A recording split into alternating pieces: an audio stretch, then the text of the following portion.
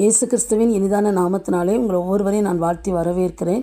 இந்த God's grace ஊழியத்தின் மூலம் உங்களை சந்திப்பதில் மிகவும் மகிழ்ச்சி அடைகிறேன்.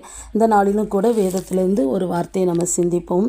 ஆண்டவர் இஸ்ரவேல் ஜனங்களுக்கு 10 கட்டளைகளை அவர் என்ன செஞ்சிருந்தார், கொடுத்தது மாத்திரமல்ல, இந்த கட்டளைகளின்படியெல்லாம் நீங்கள் நடக்க என்ன செய்யணும், கவனமாக இருக்கணும்னு சொல்லி அவர் சொல்லியிருந்தார். ஆனால் அந்த ஜனங்கள் அப்படின்னு கட்டளைகளின்படி நடந்தாங்களா அப்படின்னு பார்த்தா, ஆனால் நிறைய பேர் என்ன செய்யலை, அந்த கட்டளையின்படி அவங்க நடக்கலை. அது நிமித்தம் ஆண்டோடைய கோபத்துக்கு அவங்க என்ன செஞ்சாங்க, ஆளானார்கள்னு சொல்லி வேதத்தில் நம்ம வாசிக்கிறோம். இன்றைக்கி நமக்கும் ஆண்டவர் கட்டளைகளை என்ன செஞ்சுருக்கிறாரு, கொடுத்துருக்கிறாரு. இந்த கட்டளைகளின்படி நம்மளும் நடக்கிறோமான்னு சொல்லி நம்ம என்ன செய்யணும், சிந்தித்து பார்க்கணும். இன்றைக்கி வேதத்தில் ஒரு கட்டளையை மாத்திரம் நம்ம சிந்திப்போம். யாத்திராகம 20ஆம் அதிகாரத்தில் அந்த கட்டளைகள் சொல்லப்பட்டிருக்கிறது. அதில் ஒரு வார்த்தையை நான் வாசிக்கிறேன். என்னையன்றி உனக்கு வேறே தேவர்கள் உண்டாயிருக்க வேண்டாம் அப்படின்னு சொல்லப்பட்டிருக்கிறது. அவர் ஒருவர் தான் தேவன் அப்படின்னு சொல்லப்பட்டிருக்குது. நீங்கள் வேதத்தில் நிறைய இடத்துல நீங்கள் வாசித்து பார்த்தீங்கன்னா, ஆகமம் புஸ்தகத்தில் அவர் ஒருவர் தான் தேவன், என்னை தவிர வேறு தேவன் இல்லை என்று என்ன செஞ்சிருக்கு, சொல்லப்பட்டிருக்கிறத நம்ம வாசிக்க முடியும். அவருடைய நாமமே அல்லாமல் வேறொரு நாமம் கட்டளையிடப்படவில்லை என்று சொல்லி நம்ம வாசிக்க முடியும். அது மாத்திரம் இல்லை, கர்த்தரை தெய்வமாய் கொண்ட ஜனம் பாக்கியம் உள்ளது அப்படின்னு சொல்லி நம்ம வேதத்தில் பார்க்கிறோம். அப்போது அவரை தவிர வேறு ஒரு தேவனை என்ன செய்யாது, கிடையாது. இன்னைக்கு மனிதர்களை பார்க்கும்போது இயற்கையை தெய்வமாக வணங்குறாங்க, மனிதர்களை என்ன செய்கிறாங்க, தெய்வமாக வணங்குறாங்க.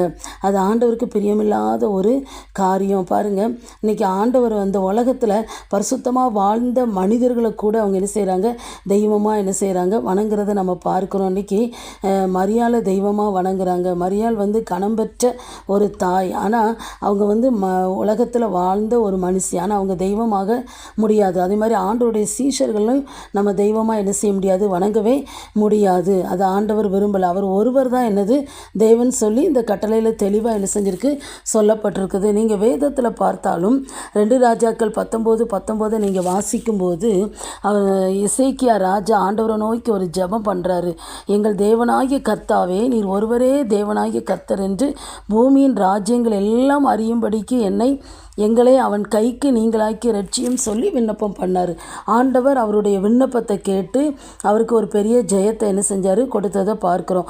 நீர் ஒருவரே தேவன் என்று அறியும்படிக்கு செய்யும்னு சொல்லி அவர் என்ன செய்கிறாரு, ஜெபம் பண்ணுறதை பார்க்குறோம். அதே மாதிரி தானியேலின் புஸ்தகத்தை நீங்கள் வாசித்து பார்த்தீங்கன்னா, அங்கே நேபுகாத் நேச்சார்னு சொல்லி ஒரு ராஜா சொல்கிறாரு, இவ்விதமாய் ரட்சிக்கத்தக்க தேவன் வேறொருவரும் இல்லை என்று என்ன செய்கிறாரு, அந்த ஜனங்களுக்கு, தன் ராஜ்யத்தில் உள்ள ஜனங்களுக்கு அவர் என்ன செய்கிறாரு, ஆண்டவரை சொல்கிறத என்ன செய்கிறோம், பார்க்குறோம்.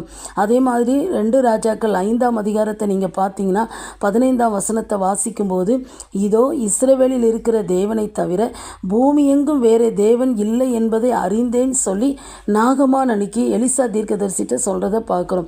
பாருங்கள், இஸ்ரவேலில் இருக்கிற தேவனை தவிர பூமி எங்கும் வேறே தேவன் இல்லை என்கிறத அன்னைக்கு அந்த நாகமான் என்ன செஞ்சால், அறிந்து கொண்டதை என்ன செய்கிறோம், வேதத்தில் நம்ம வாசிக்கிறோம். யாத்திராகமம் 14ஆம் அதிகாரத்தை நீங்கள் பார்க்கும்போது, நானே கர்த்தர் என்று எகிப்தியர்களை அறிய செய்வேன் அப்படின்னு சொல்லி ஆண்டவர் என்ன செய்கிறாரு, சொல்கிறாரு.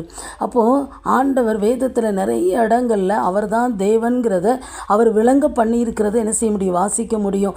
ஆண்டவருக்கும் அவருக்கும் சம்பந்தம் இல்லாத ராஜாக்கள், மனிதர்கள் என்ன செய்கிறாங்க, ஆண்டவரை அவர் ஒருவர் தான் தேவன்கிறத அவங்க வாழ்க்கையில் அறிந்து கொண்டதை என்ன செய்கிறாங்க, சொல்கிறத என்ன செய்கிறோம், பார்க்குறோம். இன்றைக்கி நம்முடைய வாழ்க்கையில் ஒருவேளை நம்ம அறிந்து கொண்டிருக்கலாம், ஒருவேளை ஒரு சில இதை கேட்குற நீங்கள் அறியாமல் கூட என்ன செய்யலாம், இருக்கலாம். ஆனால் நம்ம வாழ்கிற அந்த உலகத்தில் நிறைய பேர் அவர் ஒருவர் தான் தேவன்கிறத அறியாத நிலையில் எவ்வளோ பேர் என்ன செய்கிறாங்க, வாழ்ந்து கொண்டிருக்கிறாங்க. ஆனால் அறிந்த நம்ம இன்றைக்கி என்ன செய்கிறோம், அவங்களுக்காக ஜெபிக்கிறோமா, அவங்களுக்கு சுவிசேஷத்தை நம்ம அறிவிக்கிறோமா, நம்முடைய வாழ்க்கையில் நம்ம அவரை வெளிப்படுத்துகிறவங்களா நம்ம என்ன செய்கிறோம், காணப்படுறோமான்னு சொல்லி நம்ம சிந்தித்து பார்ப்போம். அப்படி நம்ம கண்களை மூடி நம்ம ஜெபம் பண்ணலாமா? எங்களை நேசிக்கிற நல்ல தகப்பனே, இந்த நாளிலும் கூட ஆண்டவரே, இந்த கட்டளையை தியானிக்க எங்களுக்கு கிருபை கொடுத்தீங்கப்பா, அதற்காக ஸ்தோத்திரப்பா.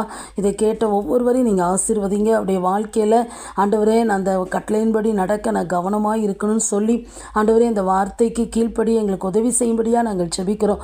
எந்த சூழ்நிலையிலும் உமக்கு பிரியமில்லாத காரியத்தை, பிரியமில்லாத வழியில் நாங்கள் போய்விடாதபடி நாங்கள் மற்றவர்களுக்கும் உம்மை வெளிப்படுத்த எங்களுக்கு கிருபை தாங்கப்பா. நீங்கள் அப்படி செய்கிறதற்காக ஸ்தோத்திரம். இயேசுவின் நாமத்தில் ஜெபிக்கிறோம் நல்ல பிதாவே, ஆமேன்.